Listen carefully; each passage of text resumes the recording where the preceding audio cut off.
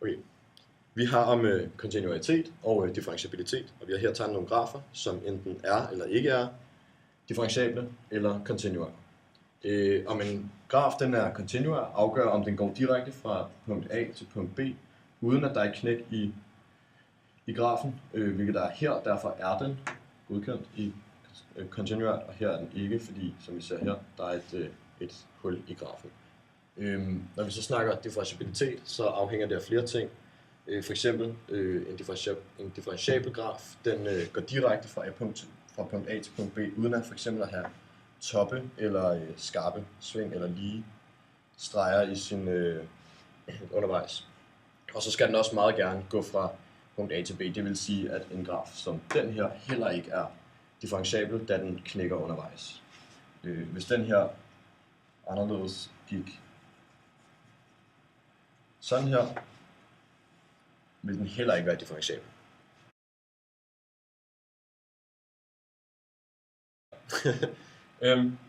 Godt. Vi har startet med at tegne en funktion inde i et koordinatsystem, og så har vi valgt to tilfældige punkter på funktionen.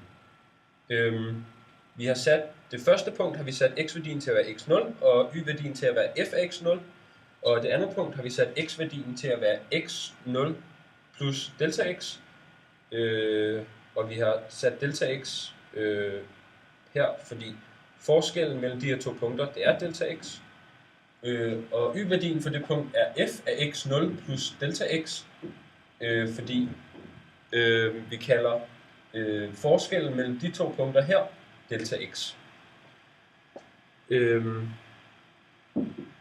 Godt, du klipper lige her, fordi jeg skal lige klipper der. Godt. Jeg siger ikke det der igen, det er færdigt nok. Hvad var det? Okay. Vi prøver så at finde tangentens hældningskoefficient, og ligningen for det kan ses her.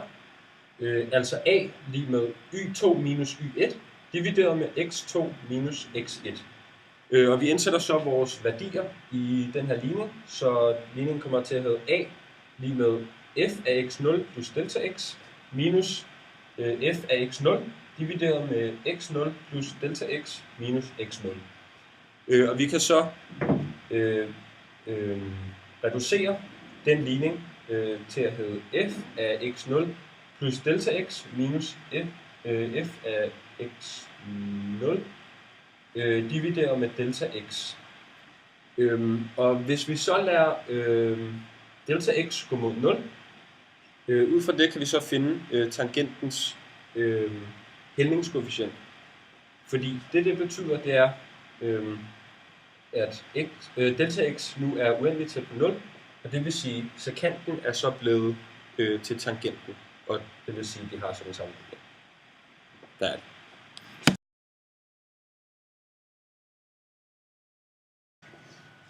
Det her, det er bevis for sætning 4,1.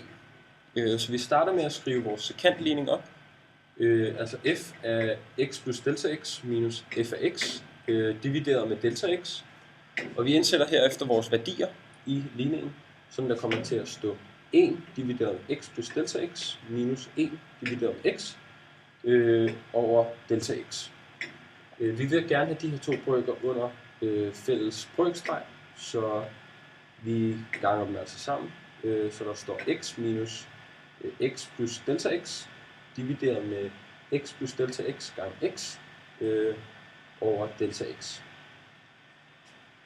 Vi ganger så minustegnet ind i parentesen, så der kommer til at stå x minus delta x divideret med x plus delta x plus gange x gange delta x.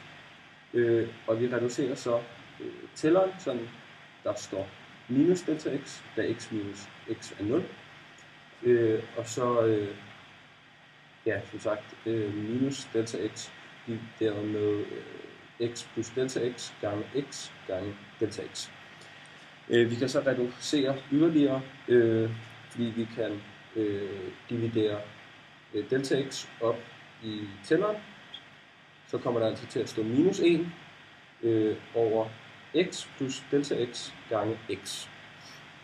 Hvis vi så lader delta x går mod 0, så kommer ligningen altså til at hedde minus 1 divideret med x i anden. For hvis delta x er 0, så kommer det altså til at stå x plus 0, som bare er x, gange x, som altså er x i anden. Og hermed har vi så bevist sætning 4,1.